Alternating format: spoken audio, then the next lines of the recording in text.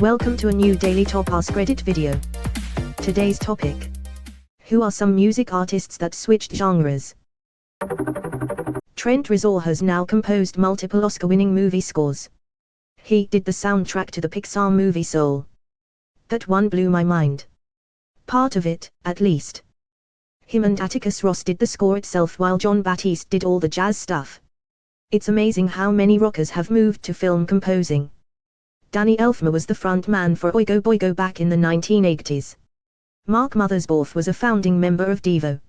Edit, Johnny Greenwood, Clint Mansell, and Hans Zimmer have also been mentioned enough times as rock/pop stars turned film composers.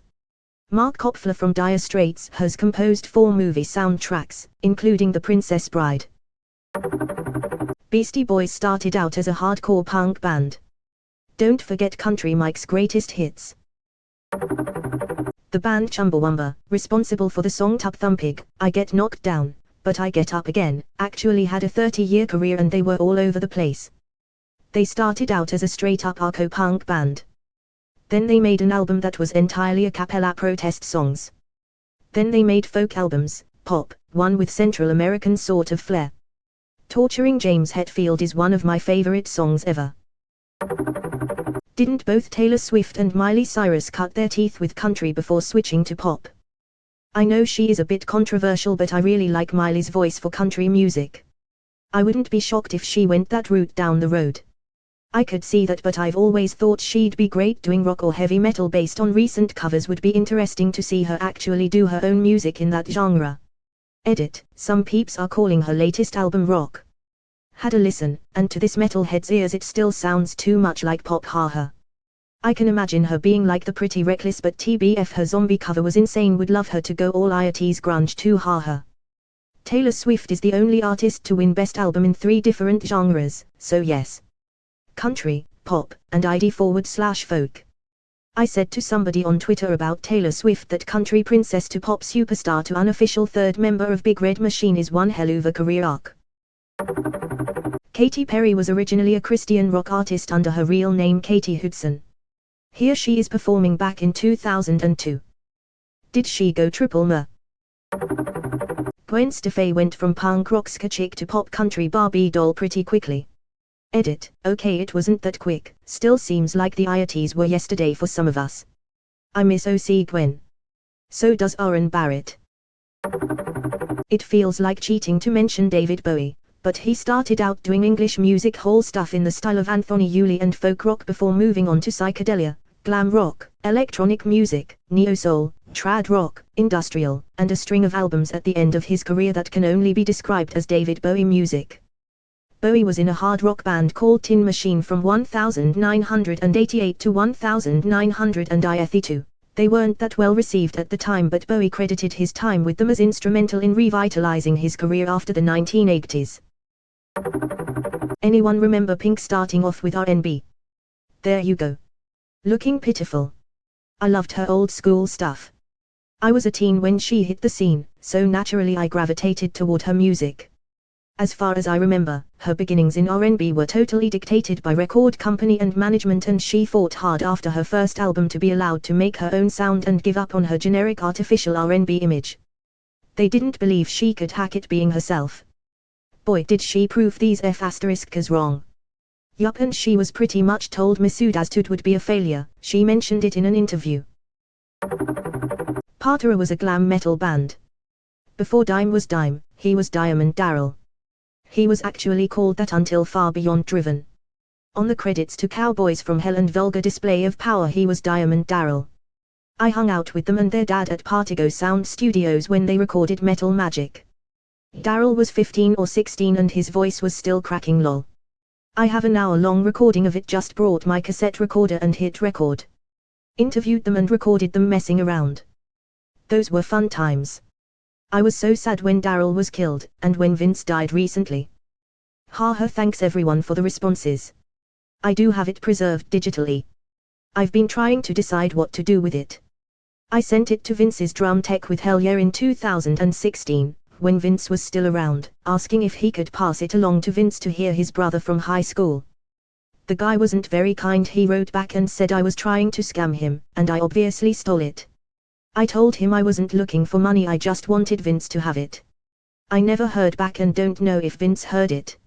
Of course, for Metal Magic, the band was Vince, Daryl, Terry Glaze, vocals, and Tommy Bradford, bass. I did contact Terry via email recently, and he responded.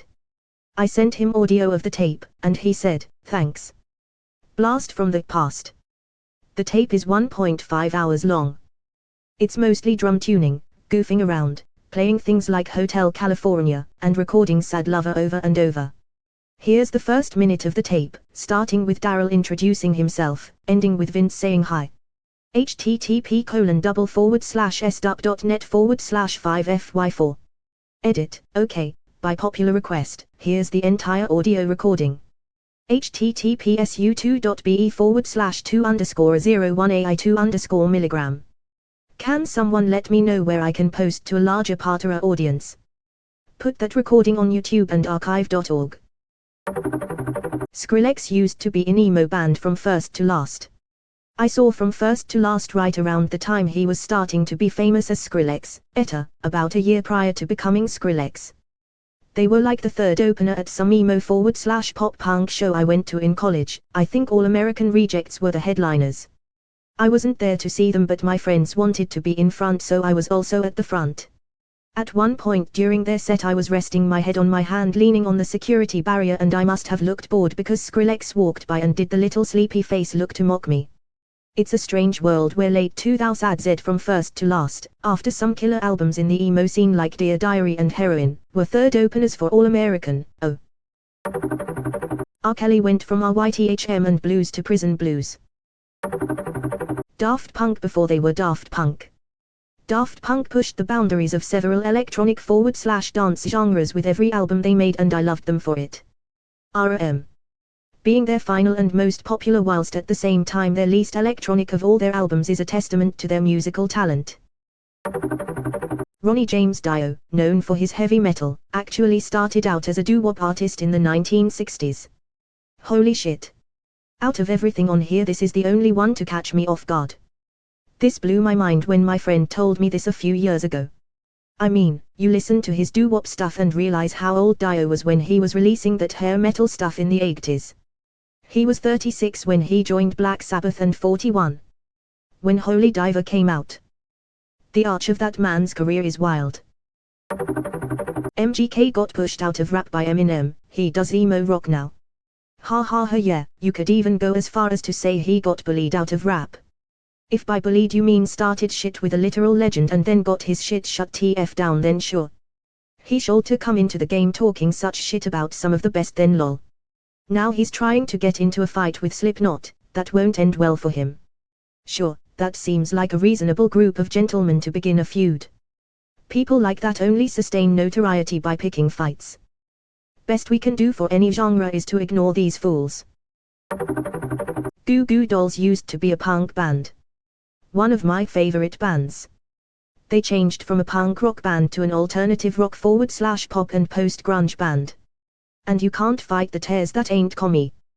They were aware of their departure from punk rock, and when they released Dizzy Up the Girl, their second non-punk album, the lead singer remarked to the band upon finishing recording about their original fans, saying, "If you thought they were angry before, they are really going to hate us now."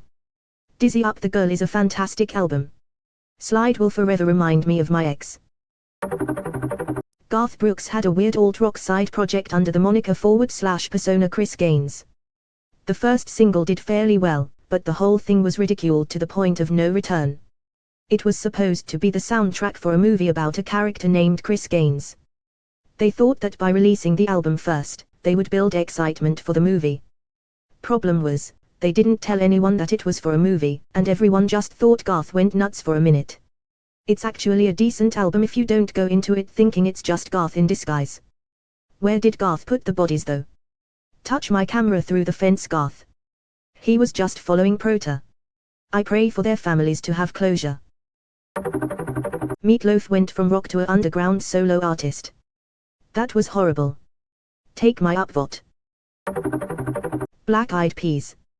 Before getting Fergie, they were an alternative hip-hop group. And then went all pop rap. Definitely one of the most egregious examples of selling out in recent history.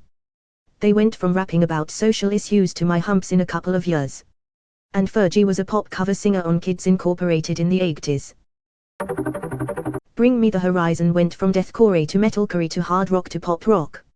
Man, Count Your Blessings and Suicide Season were awesome. Sempiternal was cool too. I really wish they still played There Is a Hell Songs Live, that record was flawless. And then back to metalcore with Post-Human, Survival Horror.